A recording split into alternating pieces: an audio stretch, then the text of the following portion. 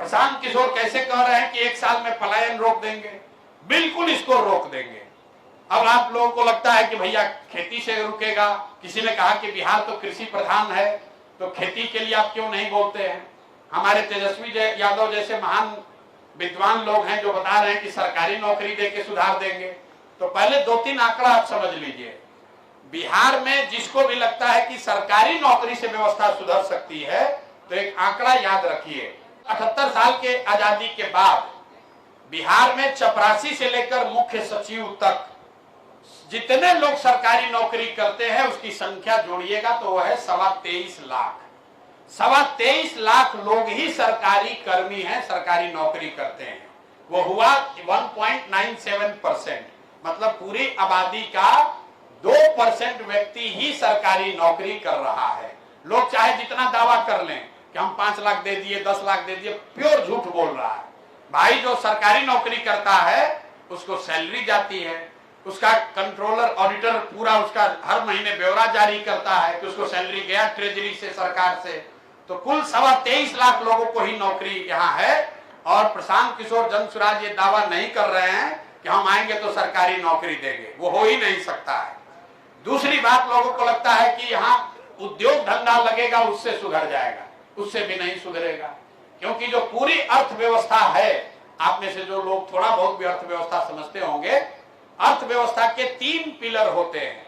एक है कृषि, एक है उद्योग और एक है सर्विस सेक्टर। ये जो पूरा होटल है, विवाह भवन है, गाड़ी है, रेस्टोरेंट है, जितने तरह की आप सर्विस देखते हैं, सॉफ्टवेयर है। अभी पूरा देश का इकोनॉमी देखिएगा तो मैन्युफैक्चरिंग मतलब उद्योग और कृषि दोनों मिलाकर 35% ही होता है और 65% है सर्विस सेक्टर।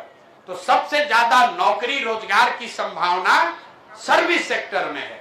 और वहां पर रोजगार कैसे होगा, उसके लिए जनसुराज ने 3 पॉइंट प्रोग्राम दिया है कि कैसे यहां बिहार में हर घर में रोजगार होगा, पलायन कैसे बंद होगा।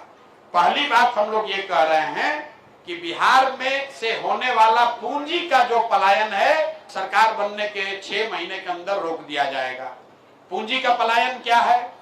जो पैसा आप बैंक में रखते हैं, बैंक में जो आप पैसा जमा करते हैं, बैंकों की ये जिम्मेवारी है कि जितना पैसा हमने अपने बैंक में रखा उसका कम से कम 70% पैसा लोगों को ऋण के तौर पर, लोन के तौर पर मिलना चाहिए, ताकि लोग अपना घर बना सके, अपना रोजी रोजगार कर सके, कोई गाड़ी खरीद सके, कोई यूट्यूब चला सके, कोई कृषि में इन्वेस्ट कर सके, कोई दुकान खोल सके।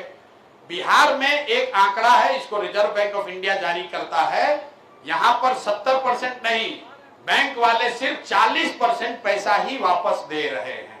इसका असर क्या हो रहा है, आप में से शायद किसी को जानकारी न हो। पिछले फाइनेंशियल ईयर में, पिछले वित्तीय वर्ष में, पिछले साल बिहार की गरीब जनता ने बिहार के बैंकों में 4,21,000 करोड़ रुपया जमा किया। अगर 70% पैसा बिहार के लोगों को मिलता तो 2,80,000 करोड़ रुपया करीब करीब लोगों को मिलना चाहिए था, घर बनाने के लिए, रोजगार करने के लिए, बिजनेस व्यापार के लिए, पढ़ाई के लिए, कृषि के लिए। लेकिन चूंकि 40% पैसा ही बैंकों ने दिया, इसलिए लोगों को सिर्फ यहाँ 1,61,000 करोड़ रुपया मिला। बाकी का पैसा कहाँ गया? बाकी का पैसा बैंकों ने, state bank of India, HDFC, जितना ये बैंक देखते हैं, इन बैंकों ने बिहार से ये पैसा भेज दिया गुजरात में, तमिलनाडु में, आंध्र प्रदेश में, तेलंगाना में, केरल में, जहां पर उद्योग धंधे लग रहे हैं, जहां पर रोजगार हो रहा है, जहां पर बिहार के बच्चे जाकर मजदूरी कर रहे हैं। उन राज्यों में CD रेशियो, मतलब बैंक कितना लोन देता है वो कितना है? 90, 95, 100, 105। मतलब तमिलनाडु में अगर लोगों ने 100 रुपया बैंक में रखा तो बैंक ने 90 रुपया कर्ज दिया, और बिहार में लोगों ने बैंक में 100 रुपया रखा तो बैंक ने सिर्फ 40 रुपया दिया। इससे 1990 से लेकर पिछले साल तक, अब आप लोग ये आंकड़ा याद रखिए, क्योंकि कोई बिहार में इसकी बात नहीं करेगा, उसको समझ भी नहीं है और कोई बात भी नहीं करता है। 1990 से लेकर पिछले साल तक आपको लग रहा है कि 50 लाख बच्चा बेरोजगार गया है यहाँ से पलायन करके। 26 लाख करोड़ रुपया, 26 लाख करोड़ रुपया बैंकों ने यहां से पलायन करा दिया दूसरे राज्यों में। 26 लाख करोड़ रुपया। आप समझिए, अगर 26 लाख करोड़ रुपया बिहार के लोगों को उपलब्ध होता तो कितने ज्यादा लोगों ने रोजी रोजगार किया होता, उनको घर बड़ा बनाया होता, गाड़ी ज्यादा खरीदी होती। अगर ये बात आपको समझ में नहीं आई तो आप ऐसे समझिए कि आप लोग ज्यादातर लोग आए होंगे गाड़ी से या मोटरसाइकिल से। ज्यादातर लोगों ने मोटरसाइकिल और गाड़ी खरीदने के लिए बैंक से कर्ज लिया है। इंस्टॉलमेंट आप देते हैं जिसको कहते हैं ईएमआई। अगर बैंक से आपको गाड़ी और मोटरसाइकिल खरीदने का पैसा न मिले कर्ज के तौर पर, तो 10 में 8 आदमी गाड़ी मोटरसाइकिल नहीं खरीद पाएगा।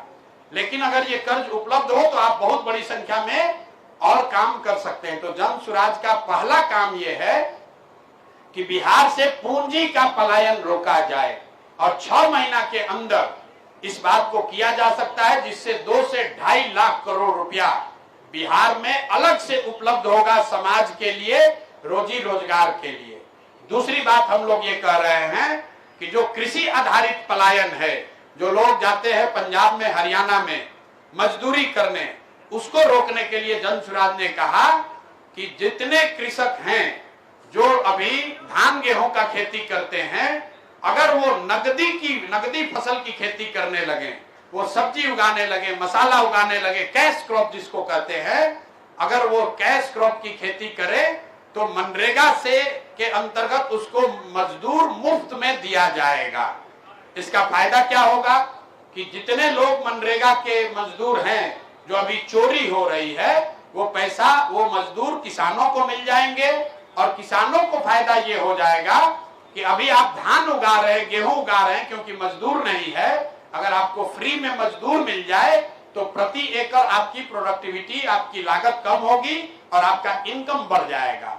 और तीसरी बात पलायन रोजगार के लिए हम लोग ये कह रहे हैं कि बिहार में सामाजिक बनावट ऐसी है कि यहाँ लोग मूलधन से ज्यादा ब्याज से डरते हैं।